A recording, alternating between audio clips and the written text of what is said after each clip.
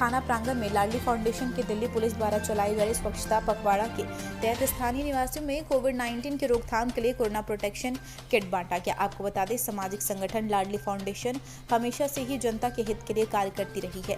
वहीं अभी एक सप्ताह पहले ही कोरोना के पटखनी देकर थानाध्यक्ष की कुर्सी पर वापस लौटे इंस्पेक्टर राजीव कुमार भी कोरोना काल में लगातार जनसेवा कर रहे और तमाम सावधानियों के बावजूद कोरोना संक्रमित हो गए। पूर्वी दिल्ली से रवि रागनी की रिपोर्ट।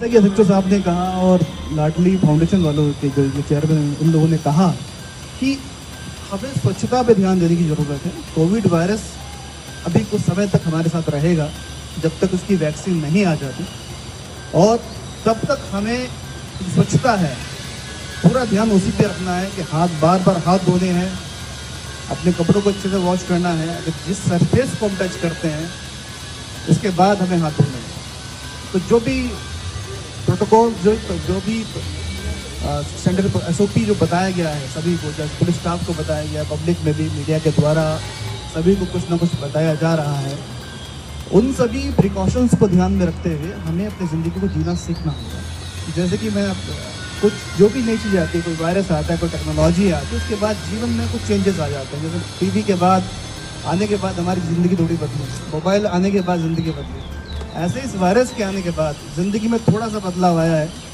सब लोग मास्क पहनने लगे हैं, हाथों को धोने लगे हैं, और इसके साथ हमें रहना थोड़ा सीखना पड़ेगा जब तक इसका कोई इलाज नहीं आ जाता। और आप देखिए हमारे धर्म में, हमारे भारत की संस्कृति में इसका पहले से ही हाथ धोने का, जूतों को बाहर उतारने का, कई बार कहीं बाहर से आए तो नहाने का, किसी व्यक्ति के यहाँ से आए तो वहाँ से नहाने का पहले से प्रावधान रहा है। और हमारे घरों में आपको, या आप जो लोग जानते हैं, उनके परिवार में इस चीज़ का पालन पहले से होता रहा है। तो उसी अपनी संस्कृति को मानते हुए उनके के द्वारा इस कार्यक्रम का आयोजन किया गया है, और जिसमें ये एक स्वच्छता किट आपको देंगे और स्वच्छता से संबंधित जो सेंसिटाइजन है इन टर्म्स ऑफ कोविड-19, इसके बारे में कुछ बताया जाएगा और ये स्वच्छता किट का वितरण किया जाएगा। तो मैं अनुरोध करता हूँ लाडली फाउंडेशन के प्रेसिडेंट श्री देवेंद्र गुप्ता जी से कि वो इस बारे में कुछ अपना वक्तव्य रखेंगे।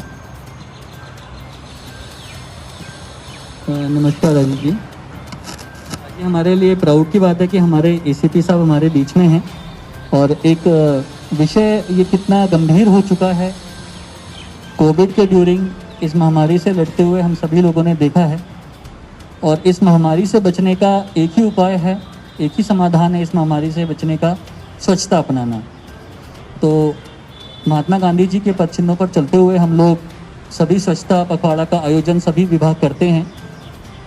आज का ये आयोजन हमें दिल्ली पुलिस के साथ करने का सौभाग्य मिला और आप लोगों के बीच हमें आने का मौका मिला। इसके लिए हम जो यहाँ के आदरणीय SHO साहब हैं उनके हम आभारी हैं, ACP साहब के हम आभारी हैं कि इतने नोबल इनिशिएटिव के लिए आज हमें यहाँ बुलाया गया।